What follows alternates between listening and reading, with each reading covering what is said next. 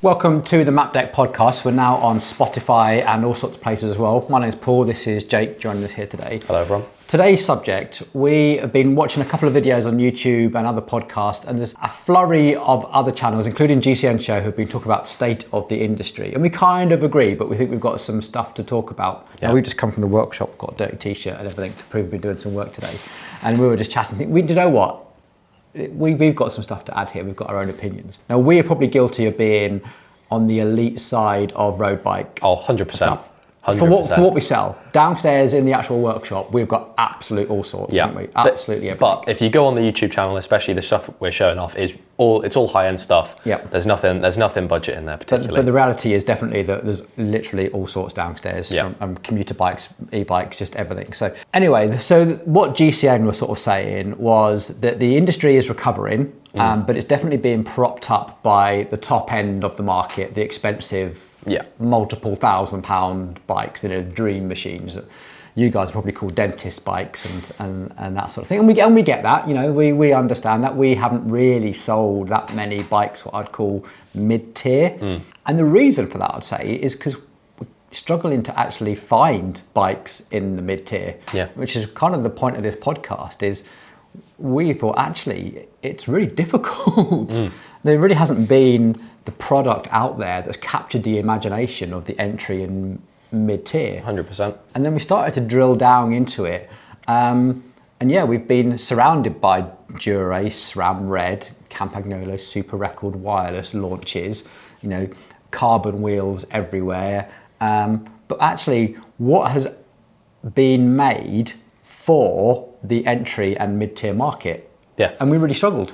We did. I mean, just looking at frames alone, I mean, the cheapest frame that we offer for like on our sort of Halo brands that we sell is £2,200. Yeah, that's a Look 785. Yeah. I mean, we know it's a premium brand and everything else, but it's not that expensive compared to what's available from the other brands. Even a giant TCR. Yeah, absolutely. Just buying a giant TCR frame set, etc., is still on a par now with Look, which is absolutely bonkers. Of course, there's really premium stuff out there. Of course there is, but it's actually getting quite challenging.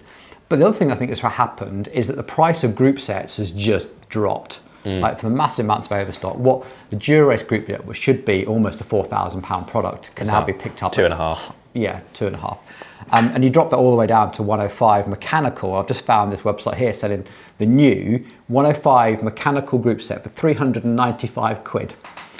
I might buy one of those. It's quite a good deal. That's amazing, because that's now in the price band of what should be Tiagra, Sora, etc. However, that price savings that we're seeing on group sets isn't transferring into fully built bikes. So an example of this we've got is the Canyon Endurance. I've just gone to Canyon, renowned for being pretty much good value bikes. This is an aluminium bike, but it looks really smart, dead nice. Comes with the old Tiagra group set, 1349. Now, the Tiagra group set was last updated in 2016. That's interesting. So that is a 2024 model in a quite fetching minty blue colour. Yeah. And it's got a, 8-year-old 10-speed group set on it. Yeah. For £1,349. Where everything else has gone to 12 speed now. So I find that a real struggle to recommend to someone, because you're sitting there thinking you're on an 8-year-old group set. Yeah. They must be releasing something new soon. Yeah. We know that as technology moves on, it gets harder and harder to obtain parts for the older stuff. Like people out there running old 10-speed 105 and even 11-speed 105, etc., are now finding it difficult to find parts at a good price, because all the discounts now are on the latest 12-speed and stuff, really, aren't they? So, I mean, there's nothing necessarily wrong with this bike. The frame looks lovely, and they've tried to get it down to a price point. It comes in at like 9.8 kilos, I think I saw. That's probably without pedals, no sealant, all that sort of stuff. 9.7 kilograms. So probably 10 when you've got it fully loaded. Yeah, that's a lot, I think. And for a road bike, that's probably 20% heavier than what you'd want. And it's an uninspiring purchase. It's not just Canyon. We can pull up similar things from Trek and everything. From any manufacturer. But this, I just say that the entry level right now is really uninspiring. There's nothing there that's going, do you know what? I I can get my head around that bike. It looks like it's got an 8-year-old group set on it. Yeah. It's heavy and it's aluminium. And then you go onto YouTube to look at alternatives. And what do you find? Whole bunch of YouTube influencers getting sent free things from China, telling you to like buy this from China. You get LT Wu and Trevello and Yolio and all these brands that are propping up from nowhere. And our inbox is the same, isn't it? Yeah, 100%. It's like we kind of got a bit of a policy here where we don't really review Chinese things. I have this like sort of set email that says, if you can prove to me that you can provide spares like mech hangers, headsets, axles, etc., and you're going to hold those spares for a decent amount of time, then I will take your product in to review it. Normally the conversation goes dead at that point. Every now and then something comes through. But I think if you were looking at a new road bike right now and you were like shopping around and you had a price point, let's say £2,000 max. Again, to me, that's quite a lot of money. That's a lot of money. Yeah.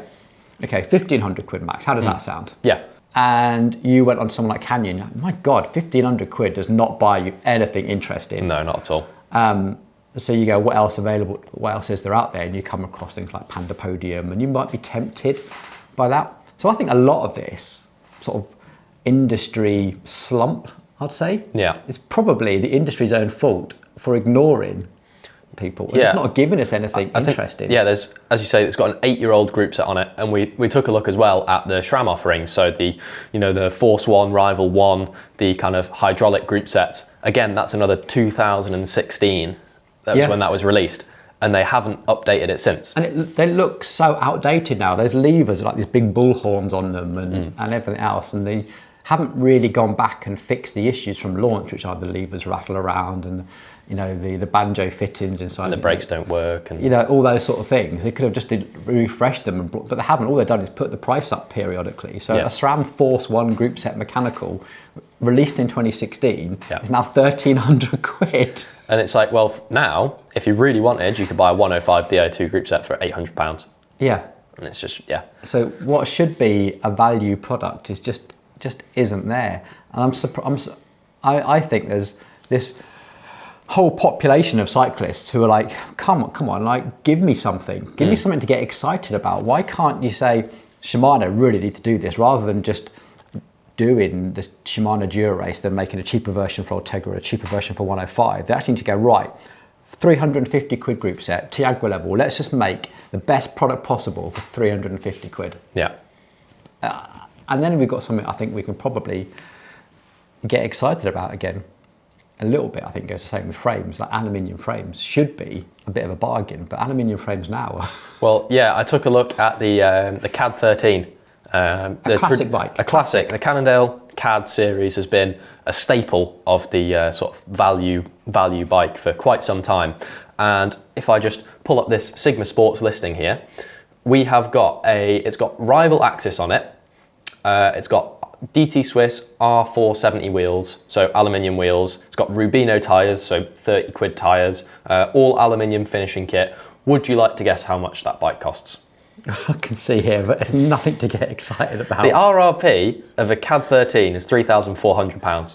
It's mental. And it's just, there's no, why on earth? I mean, the group set's 800 quid, the wheels are 200 quid. That's like they're saying that's a 1,500 quid aluminium frame. And I think this is what people are doing. They're adding up the value. They're going, oh, what's that group set worth? Oh, it's worth this much. And hang on, how much am I paying for an aluminium frame? That's ridiculous. Yeah.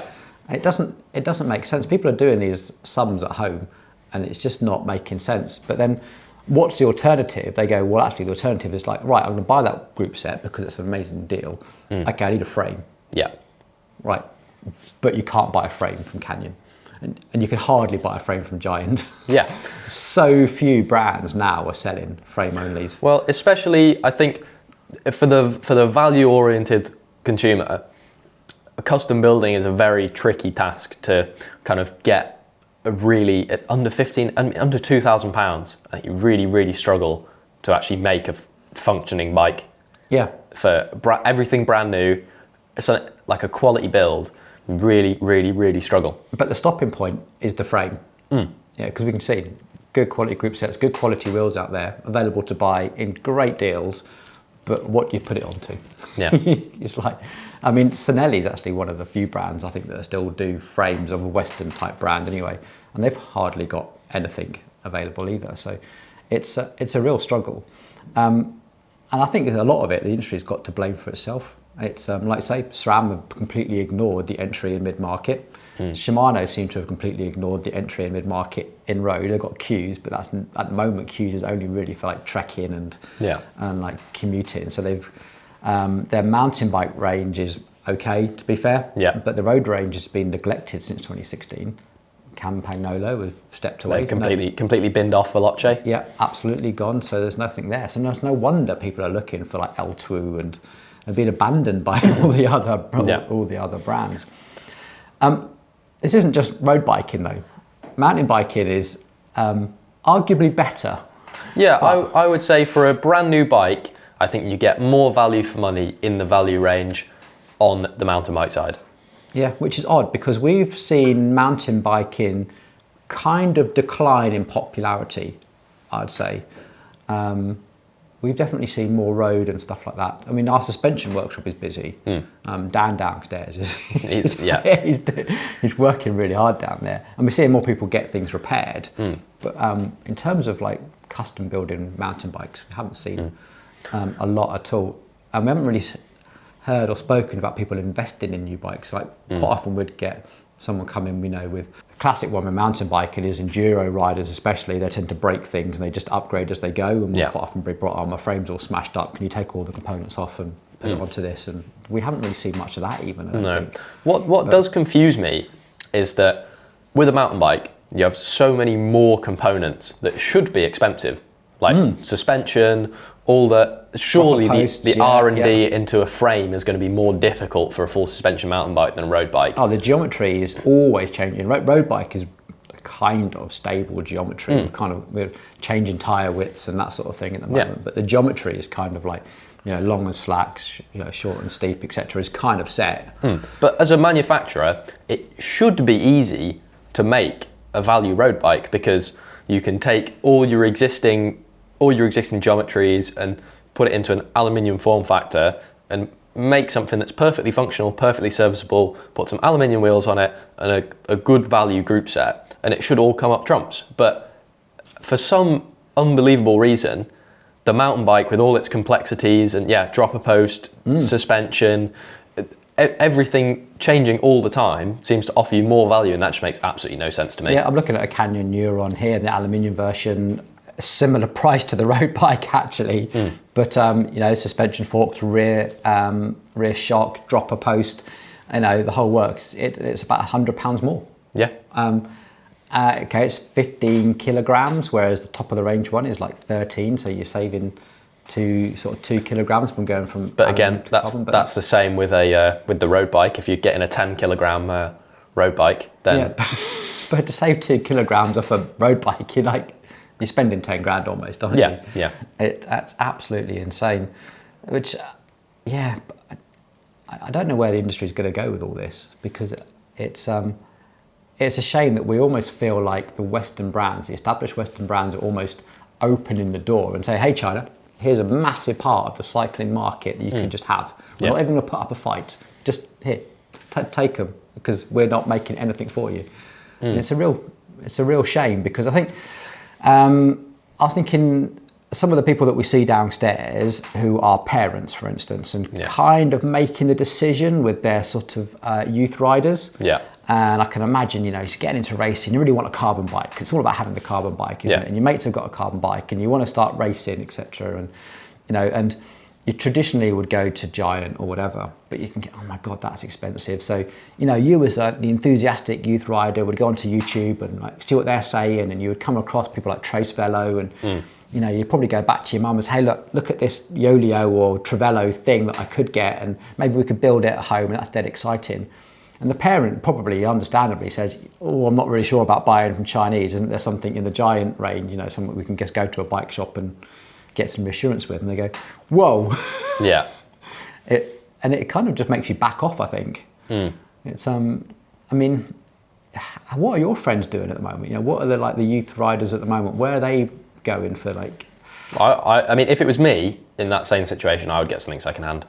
I think it makes far more sense. There's nothing in a value that presents the value that I would think that's a good purchase. I really want one of those, and that's a good way to spend my money. If I was spending 1,000, 1,500 quid, I would much rather, and that's what I did as a youth rider. I always went through secondhand bikes because you grow out of them, you upgrade, you change.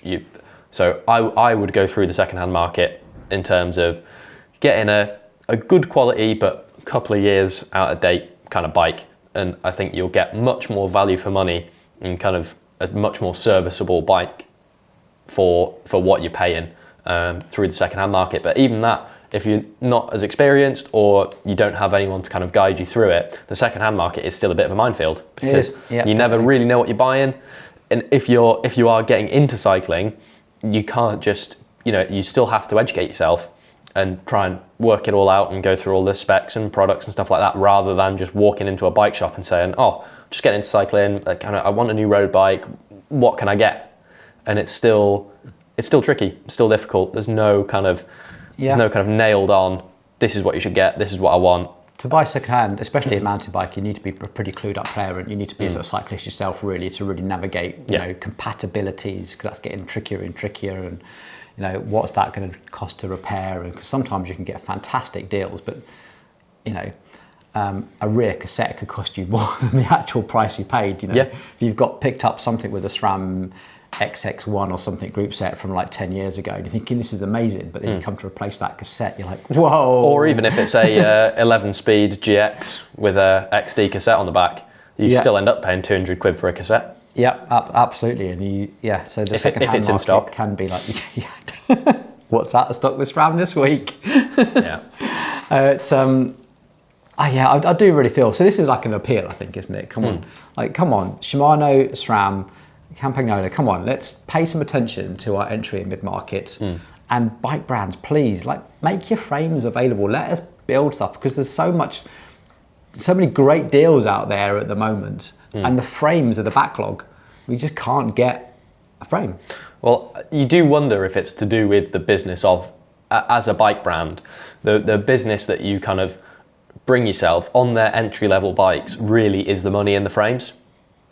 Because the way I probably see it is that the frames are kind of like they're probably not making a whole load of money on those. If you're selling a cheap bike, you're probably not making a much margin, and the actual money comes from the group set and the wheels and all of the stuff around it. And so if you are then to put that frame on sale, either it's going to be way overpriced for what it is, because you need to actually make some money out of that if you're going to sell it as a frame only, or you're going to be losing money. And who wants to do that? I know, if that's the business model, that it's so broken. 100%. Because the only thing that these brands make is the frame. Everything else they buy in, it's just third-party stuff that they're strapping on. I mean, and it's such a shame if that's the way that's the way it's going, because the next part of that, brands like Ribble, etc., they'll be buying tens of thousands of group sets, and then maybe they're making more money from putting the group sets they don't put on bikes through the back door, and they end up in Merlin and God knows where else. That's such a broken business model. The frame should be what we're proud of. This is what we make. This is what it's worth. Oh man, what are we going to do? It's because we can't just go on, I don't think, propping up the industry with the top end stuff. That's not a sustainable way forward. We really need to work out how we're going to get people back into buying bikes, enjoying bikes at a sensible prices again, and inspire them by giving them some good product at good price points. So there we go. I think I'm done ranting. How about you? Yeah, just about. On that bombshell, it's time for you to get down in the comments. Have you spotted anything in that mid to entry level price point that you think is actually really inspiring? Or have you just found compromise after compromise, or stuff that just makes you go, nah, not interested? Get down in the comments. Let us know what you think. People from the industry do watch and listen to these podcasts, and we'll keep sharing that information on as we meet people in the industry as well. So over to you. Get down in the comments, and we'll see you on the next one. Cheers, Jake. Bye. Cheers.